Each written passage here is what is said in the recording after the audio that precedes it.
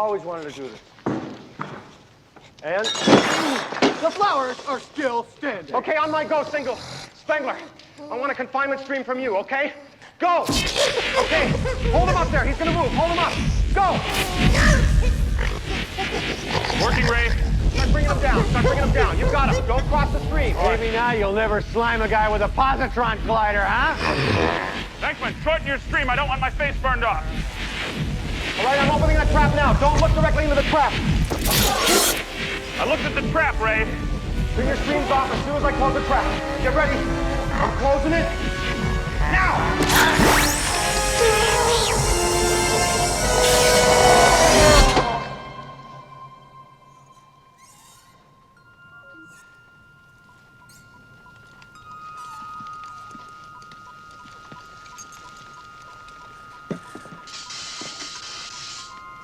It's in there.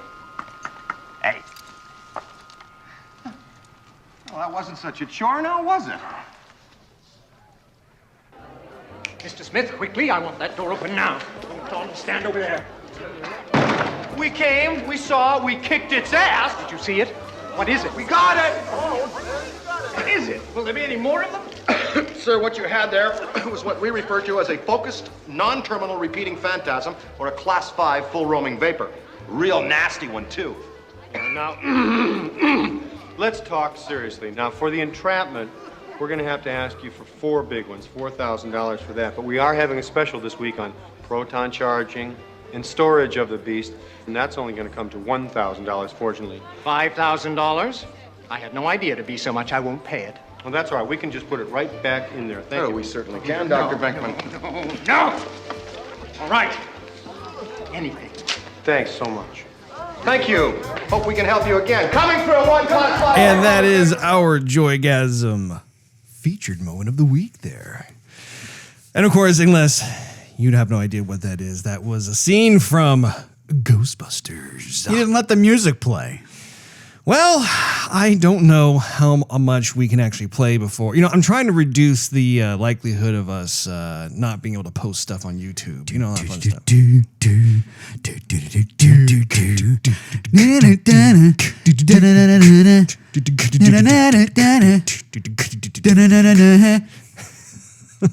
Ghostbusters. I tell you, that movie came out, I think, in 1984, I believe, is when that movie was released. And what a movie, Steve. What a great movie. What a great script. Yes, that was one of the absolute secret sauce ingredients to what made that movie so good. And the fact that they just had, I mean, you had a lot of the folks from Saturday Night Live who came over and decided to make their own movie. And yeah, there was just, it was like the perfect storm of all these different components that just ultimately made a fantastic movie. Well, but that was from a kid's cartoon, and then the adults liked it. Actually, the cartoon came after the movie. Really? It did? It did. Man. Yeah, that was a creation by Dan Aykroyd and Harold Ramis and Ivan Reitman. Way. Yeah, they I had did not know movie. that. And because if you think about the cartoon came out, I want to say in 1987. Right around there was when the cartoon came out. So it's interesting to see just how all this stuff took place. If you know, and I'm gonna double check the date on that because I know I said 1984. It may have been 1986. Come to think of it, let's see here. When did Ghostbusters?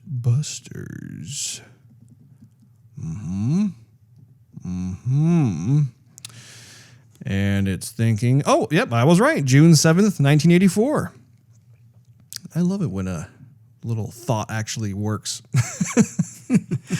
Love my brain functions. Yeah, exactly. When the brain actually cooperates. But no, that particular scene, of course, was when they got Slimer. That was our first, well, not technically it was our second meeting with him because the first time it was when he slimed Peter Venkman. But it was great to be able to like see how that whole thing came about and everything just, it was so cool to be able to how, I don't know, the outfits, the proton packs, the personalities. Of course, thinking of Ghostbusters, Peter Venkman was the ego of the Ghostbusters. Ray Stantz was the heart. Egon Spengler was the brains. And even Winston, when they brought Winston on, he represented just kind of the hard work ethic of the Ghostbusters. It was just really, really cool to be able to see it. But I think one of the nicest things, or maybe nicest is not the best way of saying it, but some of the most memorable scenes from that movie was seeing kind of that kind of blue collar-esque, even though technically they weren't, it was more white collar because they were scientists, but still it was like kind of the working man versus like the elite that of the world, and just seeing that go on in New York. We got a little glimpse of that, like when they caught Slimer and having that pretentious attitude, and how they just kind of rolled with it. They're like, okay, well, we can put him right back in there for you. And Yeah. Ego only goes so far, and pretentiousness only goes so far. It's funny because some of the white collar jobs are really, really high paying and out there, but you need the blue collar to make the white collar, in a sense. And sometimes the white collar forgets about the blue collar. And the blue collar is very, very important. it is indeed. I remember a contractor, customer of ours, way back when, was working for I don't know the person, but a very wealthy client of his, and he came in to pick up his one of his trucks we were working on, and he says he was kind of upset. We're like, hey, everything okay? Like, what's going on? He says, I had to take back some of my work. Take back some of your work, like your contract. Like, well, how would you return it? Like, what? He says the person who he was working for, they had given him a job, and and he completed the job as detailed. And then the person said, "No, I don't want to do it because it's not the way I had imagined it, and so I'm not going to pay you for the job." Mm-hmm. And so then he started saying, "Well, if you're not going to pay me for the job, I'm just going to deconstruct what I've constructed." And so he and his crew started like whacking out like sheetrock walls and stuff, taking back their work. And the guy called the cops. And the police came and they were like, "Hey, what's going on?" He says, "Well, I told him I wouldn't pay him because this wasn't what I imagined." And the police say, "We can't do anything about that. You need to pay the man, Anyhow. Yeah, this movie, actually both movies did a really great job. This one in particular, though, just, with Walter Peck being as anal as he was, right, and everything else. I mean, the actor who played Walter Peck did such a great job. And even in Ghostbusters 2, when they had more of the politicians, and I can't remember off the top of my head the character's name, but just the slimy politician that was trying to thwart the Ghostbusters throughout the entire time. I really felt like Ivan Reitman and the actors in there did such a bang-up job of making them just as obnoxious and incompetent and everything else as possible. So it's a movie that I don't know. It's one of those classic pop culture films, and I am looking forward to, with cautious optimism, the new Ghostbusters that is slated, I believe, to come out next year. Is that right? That sounds about right. I'm hoping that it has a return to glory, because the last one that they released was just a train wreck. It's terrible. That clip that you played, though, doesn't quite capture the sound effects as if you were to watch the regular movie. The regular movie has kind of more of a punch to those proton packs. Indeed. Well, the good news is we have a lot of episodes ahead of us, and I'm sure we will be revisiting this film and showing off yet another memorable scene, because that film is chock full of just great dialogue, great scenes. I mean, do I have to even say aim for the flat top? You are listening to Joygasm, a video game and movie podcast. I'm Russ, Xbox Live Toaster 360. He is Steve, Xbox Live Stevavitch. And there's Webhead Drama in episode 136 today, August 22nd, 2019. Originally, we were going to have our topic of the day be focused on Gamescom. But we were checking out Gamescom, and there really wasn't a whole lot of stuff to get all hot and bothered over. In fact, it was a little bit of the opposite. And really, I mean, I think just if we were to comment a bit out on it right now, one of the things I've got to share with you, Steve, that up until this point, I have been very much looking forward to Death Stranding. I know. I've been really looking forward to the efforts that Hideo Kojima and his team have been putting forth, and I am now officially nervous.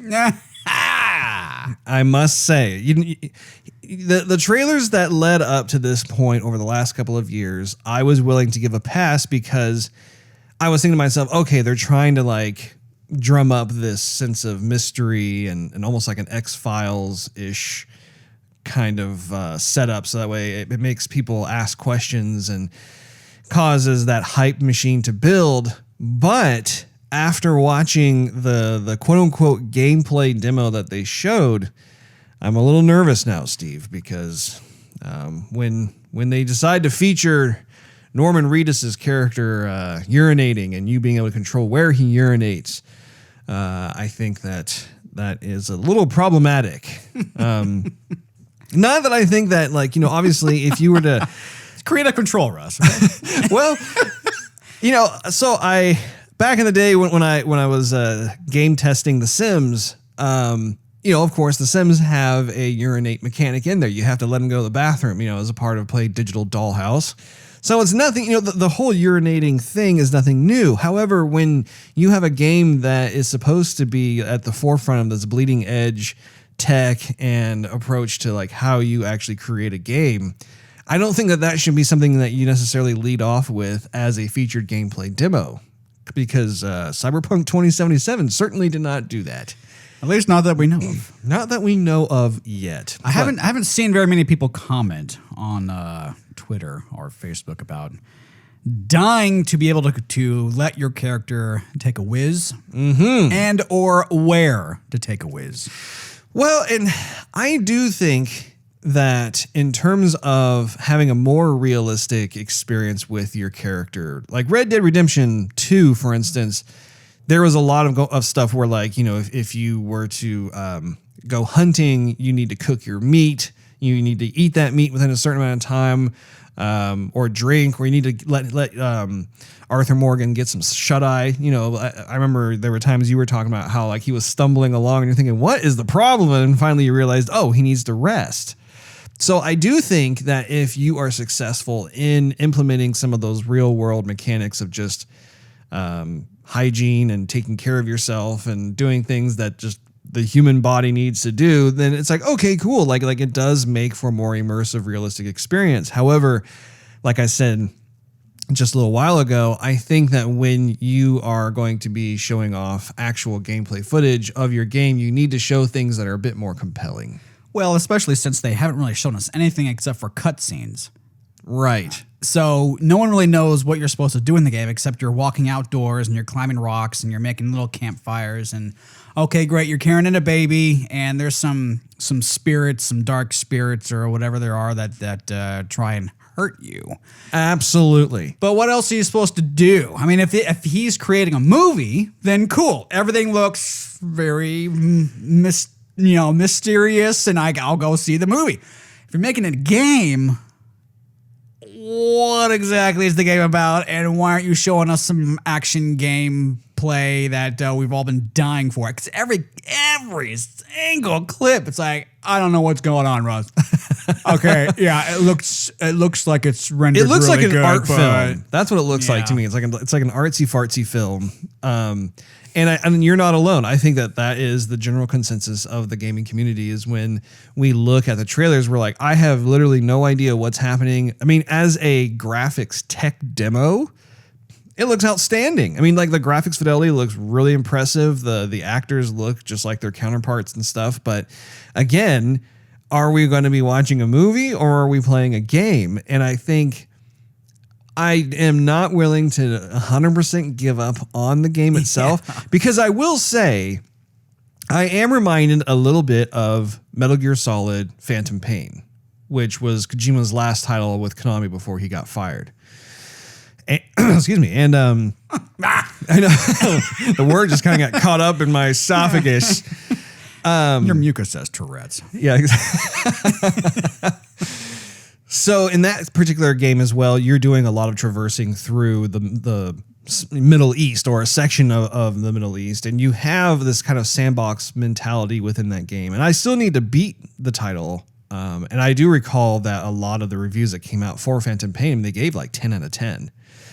So I will say though, like I am no longer actively defending the title like, oh no, it's just going to be fantastic. Like at this point, I think I'm kind of 50-50. I'm 50% nervous and I'm 50% excited for it. And we're going to find out one way or another, because isn't the game still slated to come out later this year? Later this year, we'll have to double check on that. I don't know. I'll look into it, Russ. The thing is though, too, we were getting really excited about seeing Anthem for the first time. Right. And then that was also like, okay, it looks cool, but what is the story? Like, what are they talking about? And they have panels and they would talk about the history of the story and what's happening here and there. And then it seemed like they were always beating around the bush. And then we got the game. Yeah, the game was, kind of fun for 20 minutes. And then we thought this story is like, we still don't understand what's happening in the story. Well, the combat mechanics were awesome. I really did enjoy a lot of that, but yeah, it just from a story standpoint, it was half baked, and from and even from the different plot points of the story, they were not accurately executed upon in the game itself, and I think that was one of the big bummers, because they really could have salvaged that game. But anyway, we're digressing a little too far away from Gamescom. What did you think of some of the other titles that were shown off at Gamescom? By the way, it's supposed to come out in November. November of this year. Okay, Yes. I thought it was coming out end of this year. So a lot of the games I just really didn't. They didn't tickle my fancy. I liked the only one that came out or that was shown at the show was Everspace.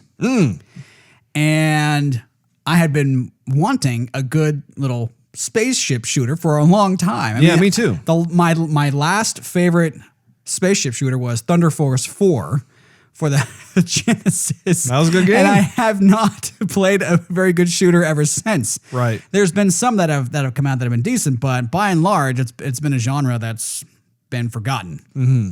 So when we saw that gave me goosebumps. Yeah, I agree. I saw the game with you, and I was very impressed by the art direction of the title and just the different vistas that you were visiting and the combat itself. Yeah, I think it's time for us to have just a quality space shooter again come around. And I gotta say, I was playing. And I'll get into this a little bit later, but I was playing a little bit of Nier Automata, and the beginning of the game actually starts you out as like a top-down shooter. Like you're in a sci-fi, futuristic-looking spaceship, and you're flying around and stuff, and all of a sudden I was like, oh my gosh, like, I want another game like this. It's been so long. It's been too long, I would wager. But anyway, did you have any other comments about that game? No, I want to say that I did like the pace at which the show was carried, because sometimes when you get people standing up at E3, for example, you get this grandstanding, get a lot of talking, and people just want to see the games. Yeah. This, you didn't have a whole lot of talking. The talking that happened wasn't very impressive. I mean, what's his face up there was asking people questions that everyone was like sidestepping the question pretty much. Yeah. Like, how long did it take to work on this?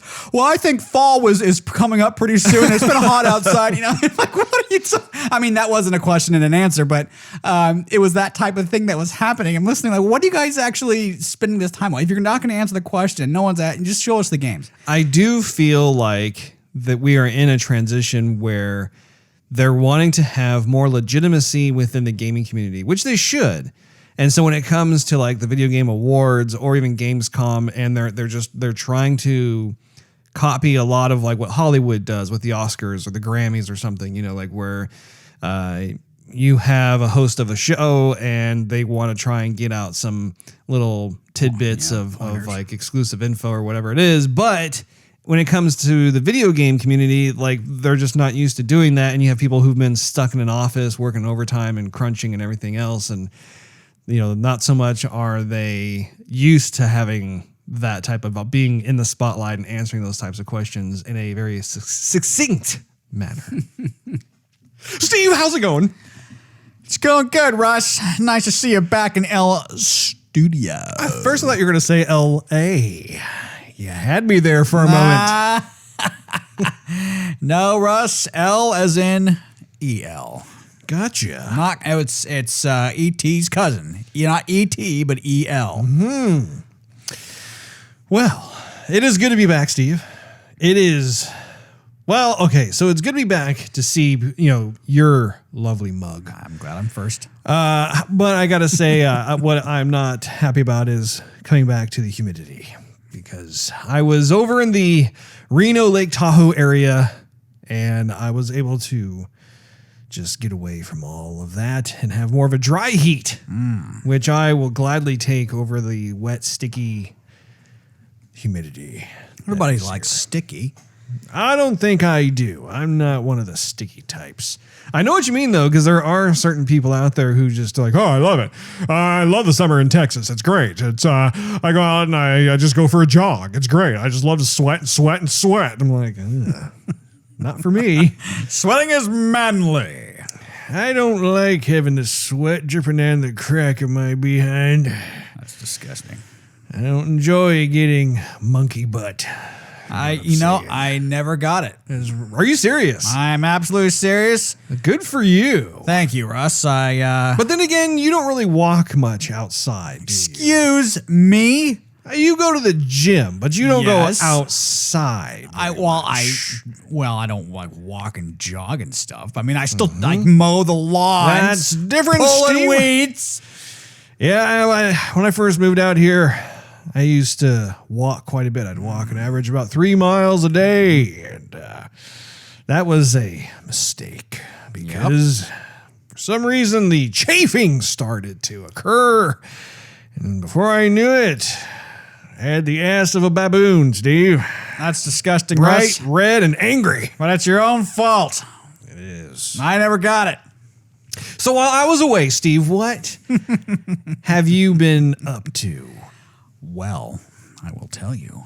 I finally changed my address. You changed your address? My Netflix, so I don't have to come see your baboon butt Well, to come get my movies. my goodness. A new page in the Yep. chapter of Steve. All the mail is going to where it needs to go, including mine to me. We still received a shipment for you, though. We got some kind of box. It feels a little heavy, too. I don't know what was in it. Yes. What was in there, Steve? Soap. That was the heaviest soap I think I've ever There's about felt. 24 bars of soap in there. Well, now I know why. I don't- you don't get baboon butt. Yeah, see? I need hygiene and I get along, Russ. You scrub your body enough to remove any kind of sticky whatsoever. That's right. So, anyhow, back to the topic at hand, yeah, right? So, I watched a couple movies. You watched some flicks, huh? I did. What did you watch, Steve? I watched Mile 22 Mile 22. with Mark Wahlberg. Okay, I don't think Ronda Rousey's in it. Uh-huh. Actually, we saw that preview. It's the one, I forgot what movie we saw it before, but they're with a group, a government secret agent group called Overwatch. Oh! I remember saying that on the show, like, why do they call themselves Overwatch? I'm like, there's a game, and it's everyone's going to think about it. Anyway. Did they join the Mile High Club, Steve? No, they did not. Oh. Anyhow, not a bad movie. Got a popcorn flick, average, entertainment. Nothing great, nothing terrible. Uh-huh. I watched the second Sicario movie. Oh, and how was it? I want to watch both of those, actually. The first one is good. This one leaves you hanging. Does it now? Yeah, leaves you hanging. Little cliffhanger at the end, Well- or were you just wanting more? I mean, yeah, I was a cliffhanger, but it just seemed really, really odd for the story to end there. Like the story was picking up, and then it ended. And it's like, well, and And how was Benicio del Toro? he was good. I love me some Benicio. I know you do. And Josh Brolin was in it? Is that right? Joshy B. That's Yeah. right. The pre-Thanos. Very nice. Right. Let's see. I'm a fan of the bro. And I conquered You beat what? the Call of Duty. I was called to the duty. I conquered the duty. Call of Dookie. Wait, what? I was on my porcelain throne and I told who number 2 worked for. My body was calling me to do the duty. And I conquered. I came, I didn't see, I didn't saw, Indeed. but I conquered.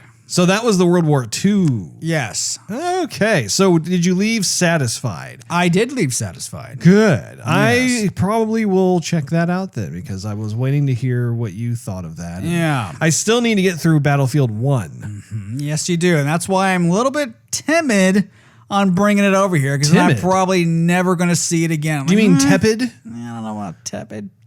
Timid, you're kind of, what, are you scared to leave? Yeah. Oh, Yeah. A little nervous, a little scared? Yeah. Oh, okay. Well, all right. And you still need to bring over my external hard drive, FY to the eye. Yeah, well, I got the games of mine are kind of starting to build up over here too, Russ. Okay, we'll do a trade. I don't trust you. Same time, man. Same time. You have your camera watching you. You have a camera watching me. Got a body guard and a sniper. That's right. You see that red laser? Yeah. No, that's not my keychain doing it. There's a sniper. And after that, let's see. Oh, I started season 6 of 24. 24. Well, good. You are Yes. continuing on. Yes. Well, good for you. Show is so pro, Russ. It is. I've been telling you that for years. It is so pro. It's a great movie. Well, not movie, but it could be a movie. I mean, It's a great TV show. yeah, man, just absolutely nuts. It's fantastic. Is there anything else, Steve? He's thinking. He's looking up at my ceiling. I've been continuing a little bit of Longmire. A little bit of Longmire. The show that goes on and on. It does have an ending. Oh, It does have an ending, but I'm not there yet. no. He's not there yet, ladies and gentlemen. That's about it, Russ. Well, I must say I had a good time with Shawnee. Shawnee? Went out and visited my boy Shawnee. Sean? Haven't seen him in a year.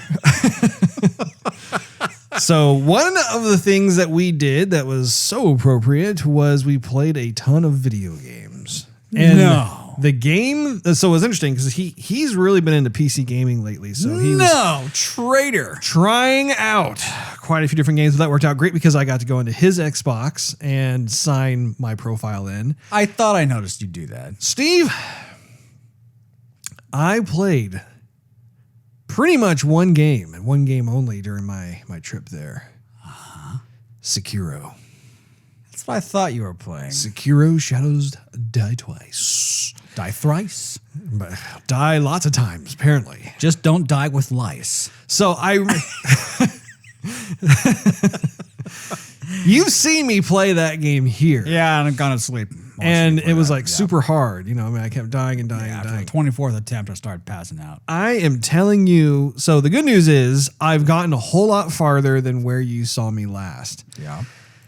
The bad news is that the game continues to ratchet up the difficulty. It's insane. And actually, where you saw me, that pretty was like typical for pretty us. much at the beginning of the game. I realized that.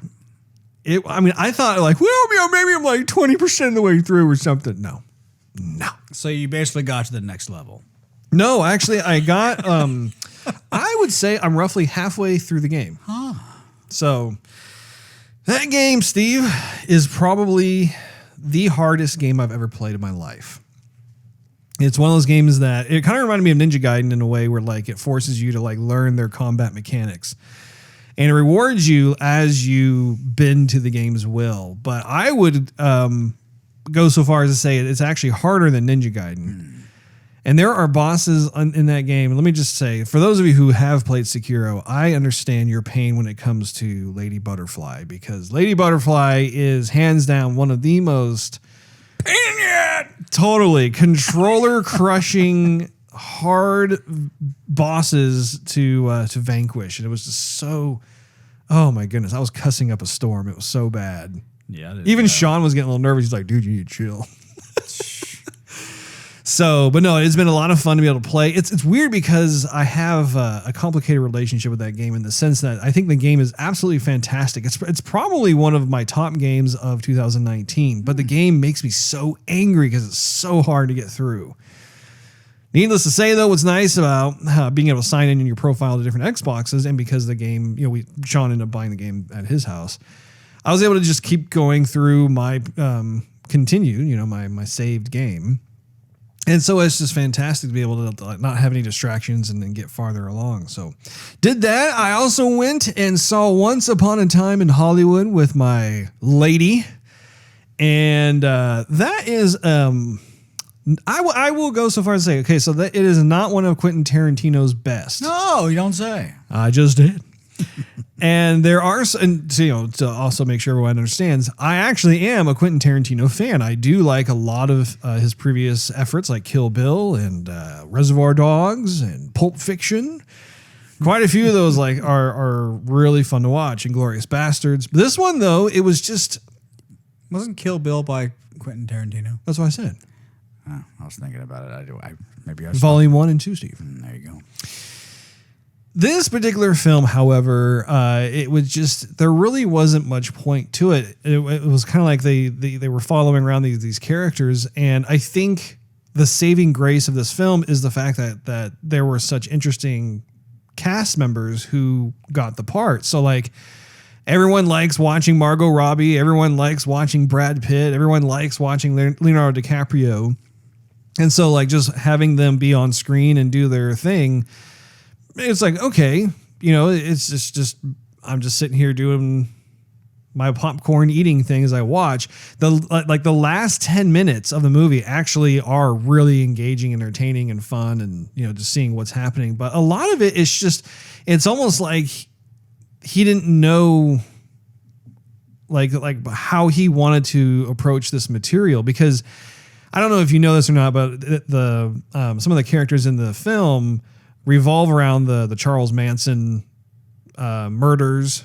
So like he ended up murdering some celebrities and stuff. And what was weird is that the movie itself, it kind of touched on it a little bit, but it didn't actually go all the way and explore that area. And honestly, I think that would have been really neat if Quentin Tarantino decided to actually have the film squarely focus on the events that transpired that got Charles Manson and his little concubine, I don't know, hippie trove, all placed in jail and all that other stuff. So anyway, consider yourself lucky, Steve, because I was thinking about you, as was my wife when we were watching it. We're thinking, I think Steve would be not liking this film very much. I'm glad that you both are starting to become aware of good taste. Well, Steve, it's one of those things where it's not so much being aware of good taste, because we have good taste. Oh, It's just really? looking at something and realizing, old man Perkins over there is probably not going to like this. Yeah. Now, another game I was playing while I was over in the Reno area is Nier Automata. And that was a game, if you recall, was developed by Platinum Games. It's a game that I've been wanting to play for quite some time. It's been out for about a year or two.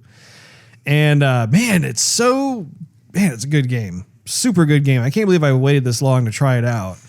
But that was something I was really looking forward to checking out and playing. And so I'm definitely going to pick it up now that I've had a little taste of it. Yeah, exactly. You haven't really played any of the Platinum games, No, have I you? haven't, Russ.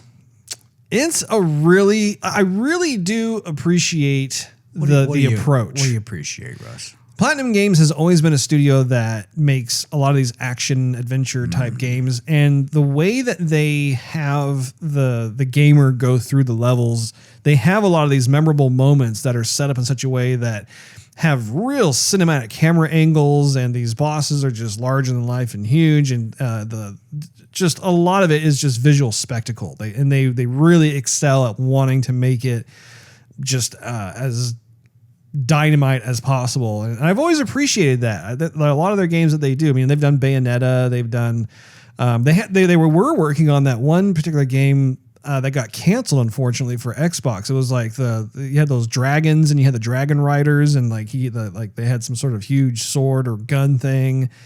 And we were both talking about it a year ago, and then I think it got shelved or something. Got booted. I don't remember exactly what was going on with that, but I wonder too if they were involved in that Metal Gear Rising game that you liked a lot. Remember we were playing that? I think it was, I can't remember if it was for the Xbox 360 or Xbox One, but it was that kind of almost like spin-off from the typical Metal Gear Solid franchise. Revengeance? Maybe that's what it was. The guy who had a sword that could cut through concrete? Yes.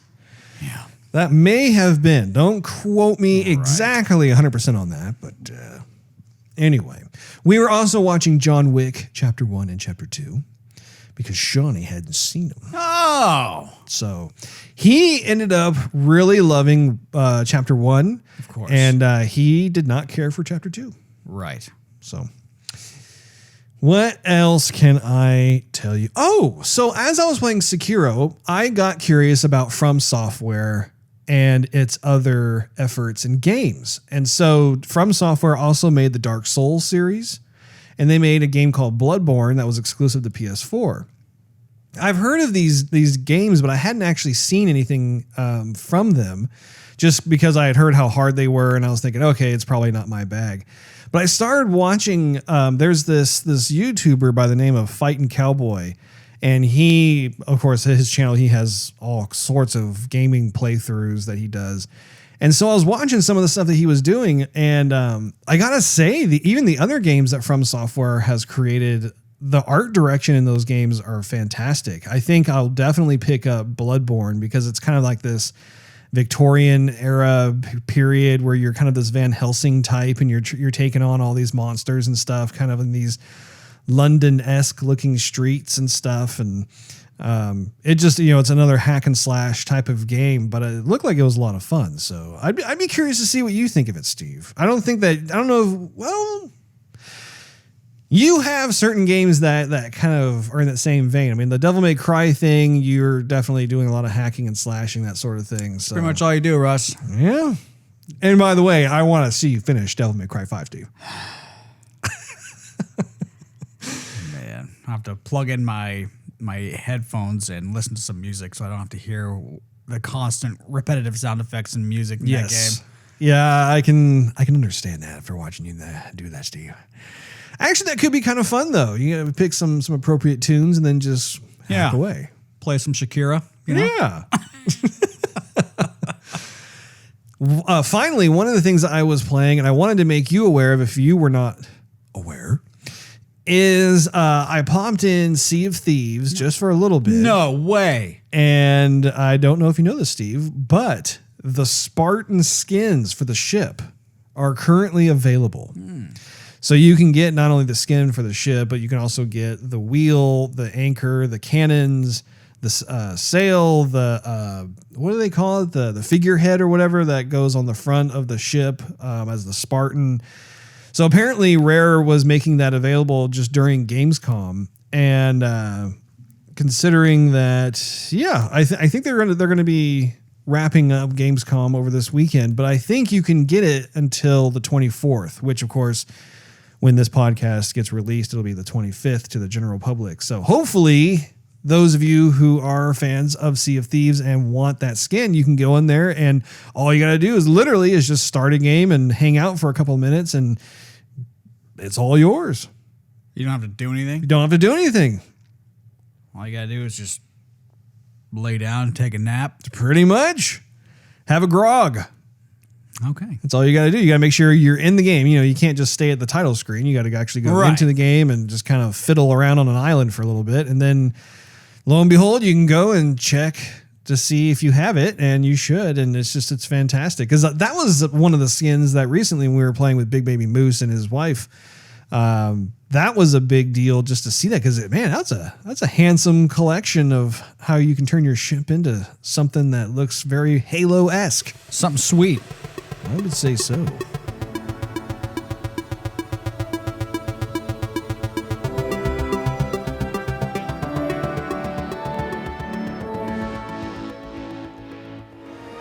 right, Steve, let's get into our topic of the day.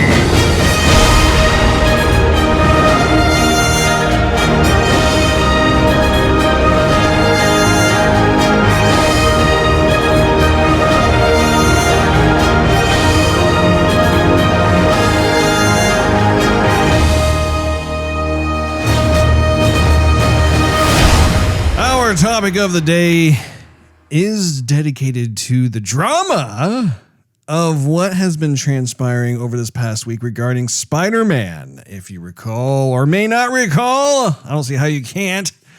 Spider-Man was actually brokered in a deal between Sony and Disney so that the Spider-Man character could appear in the MCU's plot lines. And of course, we the fans have got the best end of that deal in being able to see Peter Parker join the Avengers and have a lot of fun in Infinity War and Endgame. However, there has been a lot of stuff that has taken place this past week. Steve, can you please fill us in as to what the heck is going on between Sony and Disney? Russ, it's all about money. It's all about greed. It's all about, give me more money, okay? So basically what had happened is kind of digress a little bit, go back in time. Both studios wanted to make money and come to this deal so they could have the fans be happy, which is a fantastic thought to have. Indeed.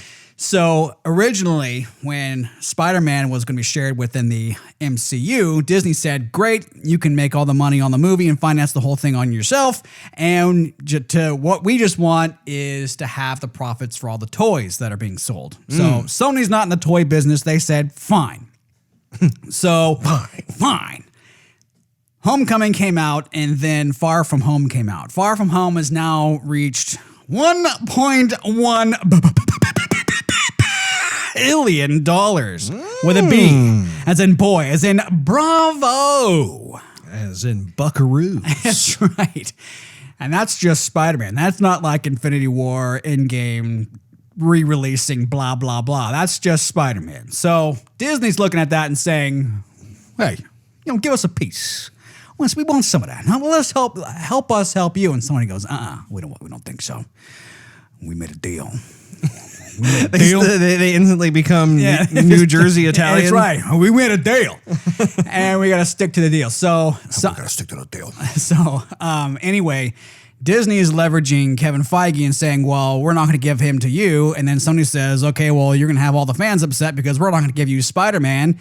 And so everything that we've both been building so far is going to come to nothing because we have Spider-Man and the fans love Spider-Man. All the fans are going to be upset with you guys, basically, because you are initiating this kind of breakup.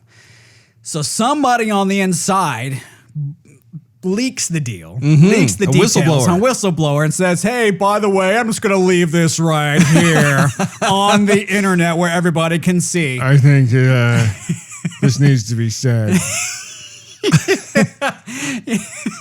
Who leaked that? So this person is, shall not be named, but they're kind of a hero in a sense because the fans just want the best case scenario. The fans don't care about what kind of money.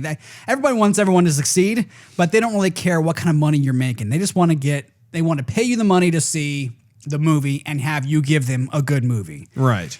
And so now Sony and Disney both feel the pressure of the fans saying, work something out, but make it the best case scenario.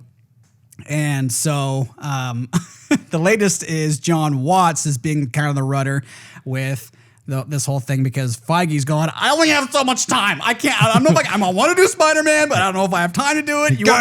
Guys, listen to me. There's only one of me, and there's a whole lot of Marvel, okay? Exactly. There's a whole lot of Marvel. There's Deadpool. And they're split everywhere. I'm doing everything I can. X-Men, Avengers, Deadpool, Cable, whatever. I don't know how much he's going to be within the Disney Plus Marvel stuff. Indeed. I mean, golly. So anyhow, more stuff is getting on the table and Disney's now saying, okay, well, instead of like 50-50, they're saying, okay, what about maybe we'll just do 25%, we'll help out with the financing. So that leaves a little bit, more on the table for you, but then we want also a 25% stake. What's also happening is that games such as Spider-Man for the PlayStation is crazy successful. Sony owns that, but they're in the works with Marvel with that too. And so you have, it's gone beyond the movies in a sense. And the roots are deep, but it's basically Disney, not necessarily Marvel and Sony, but Disney and Sony. Marvel just wants to be happy, for crying out loud. So, well, I think Marvel is in an interesting situation too, where early on, when the company was nearly bankrupt, and this is back in the 90s, I believe, one of the things they ended up doing, because at the time they were just limited to their comic books, they didn't have these other media outlets to be able to show off their IPs and tell their stories. And so at that point in time, they literally were selling their IPs to any studios or any companies that were willing to invest in them and allow them to make some kind of money up front. Right. Well, that has come full circle now, because now Marvel is a household name. Now everybody knows what Marvel is, and they're really having a blast getting to know all these different characters, which we've just scratched the surface of. And now there's like this whole situation of attempting to bring all of the IPs back under one umbrella. And especially since Disney decided to buy Marvel and acquire them, they are now acting as the custodians moving forward for the Marvel company and franchise. So it's something that I find to be pretty interesting, by and large, is just this, I don't know, I love being able to see the irony of this, where it first had started out with Marvel being, just like I said, mainly in comic books, and then they had some flirtation with like some little like short run TV shows and that sort of thing. But I do applaud Kevin Feige for just he's really spearheading this effort to actually bring all of these different characters and IPs back together again under one roof. And you can tell just by having like the acquisition of 20th Century Fox. That was a huge win for Kevin Feige and the MCU, because now they have the Fantastic Four, they have X-Men, and they might even have a couple others I'm not even aware of that they do own.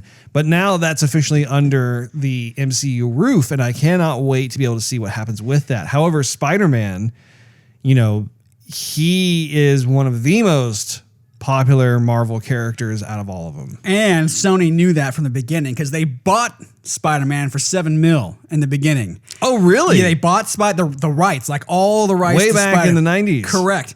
And Marvel said, okay, well, we'll give you Spider-Man for $7, but I mean, hey, we'll give you all of the Marvel characters for, I think it was like 21 or 22, 20 something million. And so Sony said, no, we just want Spider-Man for $7. We'll take Spider-Man for $7. That's it. And so that's all they had was just Spider-Man. And so that left, a bunch of characters from other studios to acquire and whatever and whatnot. So like Sony owns everything Spider-Man right now. And the fans love, so I forgot, Spider-Man 1 with the Tobey Maguire made a ton of money. Oh, yes. And then Spider-Man 2 also made a ton of money. Then Spider-Man 3 came out. Maybe Spider-Man came out. I forget about that. Yeah. But anyhow, but there's also plans of like this real life action Spider-Verse deal happening. And Tom Holland's got a few more contracted events happening with both Marvel and Sony. So whatever deal happens with this, Sony and Marvel, Disney still have to work out the contract they've already have established. So whatever's going to happen with this deal is going to be like, way further down the line. Yeah, and I feel bad for someone like Tom Holland, because I, for one, really love him as Peter Parker. I think he really embodies the persona of Peter Parker the best out of all the actors that we've seen thus far. And that's got to be awkward for someone like him, just having to play nice with both studios and just wonder, hey, how is this going to work out? And I mean, even the fans too, like it was a huge success. Even when we saw Captain America Civil War, that was the first appearance we saw of Spider-Man within the MCU. And you can just tell that Kevin Feige's hands have just really helped bring Peter Parker to just like where he is today. And it's a blessing and it's frustrating at the same time, because it's great to be able to have people finally discover just how awesome these stories are and how awesome these characters are. But at the same time, now we're getting into kind of more of the ugly side of the bean counters and the people who really, honestly, if you were to like have them give their truthful answers, money is what they're after. Right. And sure, they may think a character looks cool or whatever, but they're not emotionally invested in these characters. Right. They're after the almighty dollar.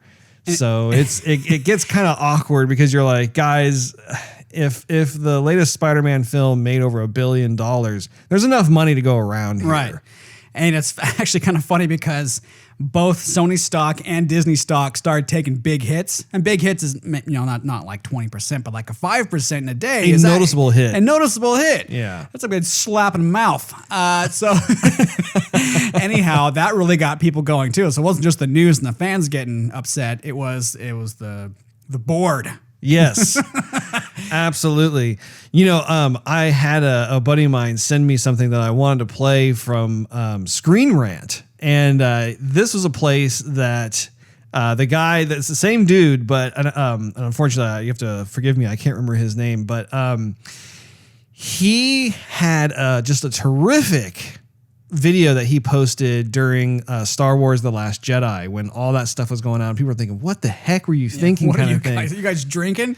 Well, he's back with one from Spider-Man where he plays the 3 different parts. One is like a Sony rep, one is from Disney, and the other one is just the writer who's writing Spider-Man. So I thought it'd be fun to share this. If you want to watch the video itself, you just got to go to screenrant.com and it's got to be up there somewhere you can find it. But I thought it'd be fun to listen to because he really does nail the kind of the frustration. You have a third Spider-Man movie for me? Yes, sir, I do. So I was thinking in this next one, we could have Peter Parker's whole emotional story revolve around Tony Stark. Oh, I like the sound of that. Yeah, so he's gonna be on the run from all the...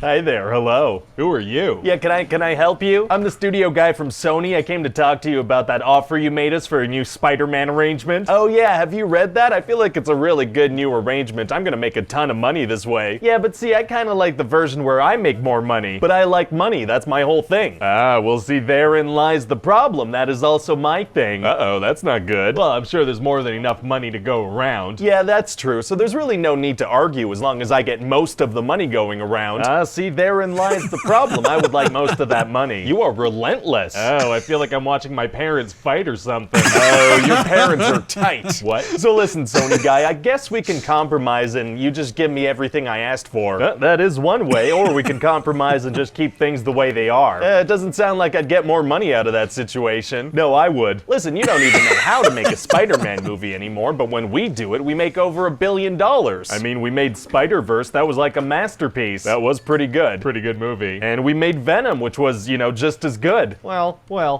So then it's settled. I will make all the money and own all the things. That's not, no, I don't agree with that. I mean, just let us own Spider-Man. We own everything. You're being weird. You're being weird. I'm taking Spider-Man and I'm leaving. What? Yep, I'm leaving. You can't use him in the MCU anymore. Well, can I still use him if he just goes by Night Monkey from now on? No. Oh, dang it. Also, I'm taking screenwriter guy with me. Oh my god. What? You can't do that. Yeah, he's coming with me. Well, this is just the worst day ever. Well, I guess I'd better go then. I'm gonna miss you, man. Loving you was super easy, barely an inconvenience. Oh my god, love? Oh, did I completely misread our entire relationship? It certainly seems that way. This was always strictly professional. Oh, whoops. Whoopsie. All right, we gotta go. We got some work to do. Okay, bye. Bye-bye now. So, you have a Spider-Man movie for me? Yes, new sir, I do. But was it really necessary to take a plane down the street? I don't know. Fair enough. So tell me about your ideas for Spider-Man moving forward. Well, I thought we could start the new movie off with Peter on the run and he meets up with Nick Fury. Well, we can't use Nick Fury. He's in the MCU. Oh, yeah, that's right. Okay, well, Peter modifies his Stark suit. Can't have a Stark suit. That's MCU. Okay, yeah, okay. So Aunt May and Happy are together. Can't have Happy. Wow, that actually sums up my feelings pretty accurately. Tell you what we do. We go back a couple years. We meet Uncle Ben. Uh-oh. And then we kill that son of a gun. We kill him. Right. We kill him dead, and then we have, I don't know, Green Goblin show up. Yeah, I don't know if people want to see all that again. Yeah, people love when that old dude gets shot. I mean, okay. Oh, what's that? What's going on? Well, I think the news of this arrangement just broke. Twitter is going nuts. They're happy that Spidey's out of the MCU, huh? Not exactly, no. What are you talking about? Oh my god. Yeah, I need to make some calls.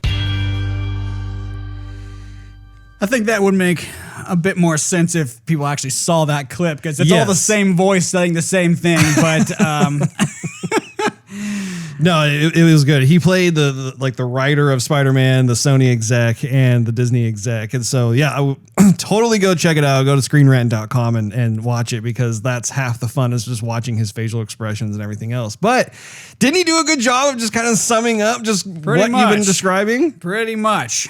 But I think there might be, let me ask you, Russ. Oh, yes. I like being asked questions. Do you see any positives if Sony were to get Spider-Man and that's it? Like if they just walked away and said, you know what, Disney, sorry, thanks, but no thanks. We're going to keep Spider-Man. We'll keep on making movies the way we want to make them. And you can do your own thing with the rest of Marvel, and that's that. Do you see any pluses? I don't know. Let me think about this. Think about it long and hard, right? You know, when it comes to the movies that Sony has made, I mean, Sony's made some good Spider-Man films before the MCU was even created. Mm-hmm. So there is something to be said for that. I think that one of the dangers that just it's at the forefront of everything I'm thinking about is so no pluses. Well, okay, so I like the idea of, like, for instance, like I think first and foremost, the idea of having studios play nice with each other and be able to share IPs is a truly cool thing. I really do approve of how they've done these multiple movies where Spider-Man gets to play in Sony sandbox and with the MCU sandbox and have a story that's like an overarching story that just kind of connects and weaves between the two of them. I think that's really, really cool, because at that point, the viewers win. I think when it comes to this type of situation, though, like if Sony were to take Spider-Man completely for itself, it effectively will cause Peter Parker to not be able to participate in any of the ongoings that make up the MCU. And as we both know, the MCU, part of its secret sauce is you get these little cameos of characters that exist in like the standalone films as well as like the group films. And while I think it was fantastic that Spider-Man was able to be in a number of those films like Infinity War, Endgame, Civil War, that was super cool. And especially with having also Kevin Feige's input and influence with how this particular Peter Parker would be shaped with the standalone films that Sony was doing. You know, that's just a recipe for success. And honestly, everybody wins. I mean, you have the fans who get to see their favorite webhead. You get the studios who also get to see their bottom line increase over and over and over again, you know. So it's difficult because while I do think that they will be able to do the character of Peter Parker justice, because I do think that they will be relying heavily on Marvel to be able to like gain access to information of just how these characters are as they introduce more villains and that sort of thing. I do think it's a detriment overall to the future of how this particular character is able to interact with these other characters, because if you look at the comic books too, Spider-Man does have more crossover events happen with other characters of the Marvel universe. So overall, my hope is that they come back to the table, they're able to work something out and just have business as usual. Allow Sony to be able to make the games the games and the movies. And that's even something that you briefly touched upon. Sony acquired Insomniac Games, which I mean, from that move alone, I applaud them for, because I could see it as kind of a reply to how Microsoft has been on this aggressive acquiring mode as of late, where they've acquired Double Fine Productions, they have acquired Obsidian Entertainment, that they've acquired a number of different studios, and they're building The Initiative, which is another development studio down in Southern California. And I have a feeling that one is going to directly compete with Sony Santa Monica Studios in terms of like making like a God of War-esque type of high production value game. So I think in terms of Insomniac being an independent developer up until this point, I think it's a really natural fit for them to become a first party for Sony. So good on them. But it's interesting how Sony is very much in this Spider-Man mode right now, because I do believe that is one of their golden geese. if you think of all the movies that Sony makes, Spider-Man is one of the crown jewels that they have. And and I was reading about how they are planning on expanding that universe with like movies for Spider-Gwen and for the different villains and that sort of thing. But I do think that there comes a glass ceiling of sorts where once they've explored all those films, sure, you'll be able to make X amount of money with them, but that smells to me of a short-term gain. And I think if you're wise, you want to be looking far into the future. You want to have a long-term return on your investment. And the only way I see that happening is if they were to partner up again with Disney, allow Spider-Man to be a part of the MCU, that sort of thing, because then what you're doing is you're creating purpose. You're creating additional conflicts and motivations for the character to exist.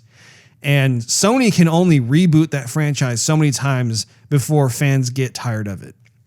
And I think that's what we saw with having, you had the Tobey Maguire Spider-Man, and then they rebooted it again with, what was the... Andrew Garfield. Andrew Garfield, thank you. And they kept retelling the origin story of Spider-Man when they didn't have to. Like, everybody already knows the origin story of how Spider-Man came to be. We need to move forward from there and see what other types of trials and tribulations come across his way. Honestly, while they do have like those certain characters that they're able to play with and see what they can do in the short term, I think that they're going to be suffering in the long term. And honestly, I think they should avoid it. I think that they definitely need to work out whatever it is that they need to do. And even, and I think that the blame is on both sides, honestly. I think Sony needs to be thankful for all the stuff that the MCU has done, because that has caused them to make even more money. But I also think too, Disney has enough money. Like, Disney, they make money hand over fist. They are huge. Like, do you really need to make 50% profit on this movie? Maybe you do, from a quote unquote fair standpoint, or how much involvement you have. And obviously Disney brings a lot of value to the table, but at the same time, it's like, I think it turns into more of a bean counter brawl of sorts, as opposed to, okay, what's best for everyone? Right. And I don't know the figures of how much money Sony made, or if anything, from the Avengers movies with Spider-Man being in there. Maybe they didn't make anything. Maybe they made all the money with the Spider-Man movies, and Disney didn't. I'm sure there's probably some sort of clause in there that states because they own the IP of Spider-Man, they probably received a percentage of the profits from the Avenger movies. Possibly. But I think it's shallow if they agree on a deal and they go, okay, handshakes all around, good deal. Okay, yeah. Handshakes and butt swats. All right, good game. All the way across the room. And then they think that the deal that everyone agreed on is now not good enough. And so then they have to come back to the table and say, well, hey, we want to renegotiate this because we now think that you got the better bargain of this deal. And Sony would say, well, wait a minute, we agreed on the terms of this deal. We want to keep this deal to the end of the deal, and then we can renegotiate. And how about that? And Disney's just saying no because we want literally more money. Mm-hmm. And that's really what it comes down to. So I think Disney is more at fault than Sony is. So hypothetically, if, let's just say, Sony walked away from the entire thing and Disney, Marvel did their own thing, and Sony just continued with their whatever they want to do with Spider-Man, I do think, playing devil's advocate here, that we would still get good Spider-Man movies. Kevin Feige's not the only talent on the planet who knows about the Marvel universe. Go on YouTube, there's plenty of fans who grew up reading all of these comic books and know how these characters need to be depicted on the big screen. So, number one, we would still get, I think, some pretty decent stories because everyone's got it figured out by now what fans want.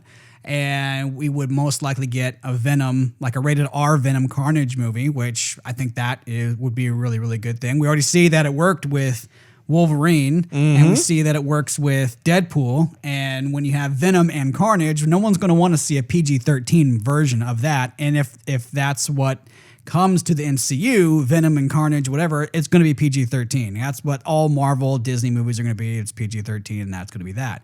And while that's fine, some characters in the Marvel universe are more violent a bit than the other characters, and that's what fans are going to want to expect and see on the big screen. So, in a sense, there could be a good thing if they walk away, and there could be a bad thing. I think the negatives can a little bit outweigh the positives if Sony walks away, but I don't know. What I'm afraid of is if they renegotiate the deal, and then Sony now gets the raw end of the deal, and from here on going, Disney will say, well, now you have to have us in whatever movie you make because of this deal, and that leaves Sony kind of in a bad space. Mm-hmm. You know what I mean? Yeah, and that's kind of more of the kitty gloves coming off and having the bare knuckle brawls that a lot of the behind the closed doors wheeling and dealing goes on. And for me, like I'm more predominantly focused on in the end of all things, do the moviegoers win?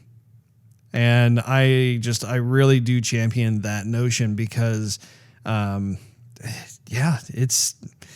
it is what it is. You know, like I said, I think that there's a good intention to try and bring all these characters under one roof. I think that they've been actively trying to do so, and they've had some wins and stuff. But I mean, you bring up a good point too about how Disney as a company is not exactly known for throwing out rated R films. Right. And the reality and the truth, honestly, is that like you said, there are certain Marvel characters that are just more violent. They're more brutal. And if you were to try to put a cap on that, or just water them down. Yeah. If you water them down, or you try and neuter the amount of violence. I mean, honestly, that's part of what unfortunately makes, or fortunately, whatever you want to, however you look at it, really. But I mean, some of the violence is what caused them to become the character that they are today. So. I think it's a good point, just because other studios have no problem doing it and they're able to tell those stories. But I think Disney is a bit in new water here, you know, because like, for instance, they have Deadpool now because they acquired 20th Century Fox. I know. That was a Fox film. And everybody has been saying that any kind of Deadpool sequels, it still needs to be rated R, simply because that's the type of character that he is. That he is. And so, we'll have to wait and see. We'll have to see like how Disney decides to go about this. I do think that the Disney of today is much different than the Disney of, say, 10 or 20 years ago. Which is true. I think that there has been a lot of ideologies that have been kind of changed a bit. Not necessarily a bad thing, but also just, I don't think that some decisions that have been made would be the same decisions that Walt Disney would make if he was still alive. So who knows? Who knows like what the future will hold when it comes to some of these things. But I mean, obviously it's a hot button issue. I mean, even with D23 kicking off this weekend, just so you guys know, we'll be talking about all the announcements of D23 on next week's episode of Joygasm. If I go on to Instagram and I go to like the Marvel page or the Disney page, and they're showing like pictures and video and stuff from the D23 Expo so far, literally like almost every comment, and there are hundreds if not thousands of comments per picture that get posted, it's all about Spider-Man. Right. No one is saying, oh, look, it's Robert Downey Jr. getting his hands placed in cement as a Disney legend or anything like that. While people are happy to see that, literally, like, all the comments are just Sony, Disney, work it out. Sony, Disney, work it out. Why is Spider-Man going away? Spider-Man. I mean, it is the hot button issue that's going on right now, and the fans are not willing to have all this other pomp and circumstance kind of fog or cloud the picture, get them to forget about the situation that Spidey is in. It's almost as if you can draw a line, a parallel, if you will, from our little talk about the white collar, blue collar with the Joygasm featurette of the week, Russ. You know what I mean? It's like the fans are the blue collar who just have captured Slimer. And Disney and Sony execs are like the hotel manager who says, I'm not paying that. And they go, okay, well, we're just going to go ahead and leave. We'll just go put this right back in here and you guys can suffer. And then they go, no, wait a minute. It's interesting for sure. We're like, and I, for one, am going to be watching this, as I'm sure you are as well. Just like, okay, what are going to be the latest announcements? And I wonder who that whistleblower is, honestly, because we have no idea if they worked for Sony or for Disney or the MCU or just somebody, who knows? Just somebody who's just like, this is effed up. Yeah, somebody who had their ear on the door, like, what? Are you hearing this right now? I'm still gonna post this. That wraps up this episode of Joygasm. Make sure you tune in next week. Thanks for hanging out with us. If you enjoyed this episode, we invite you to check out patreon.com/Joygasm and consider becoming a monthly contributor. You'll get exclusive perks and early access to the show. Not to mention, it really helps us continue doing what we love to do. Also, you can follow us on social media and YouTube. Just do a search for Joygasm TV. Last but not least, search Joygasm TV on Twitch to see us stream our gaming adventures live every Wednesday night at 9:30 p.m. Central Time. We will see you all next week.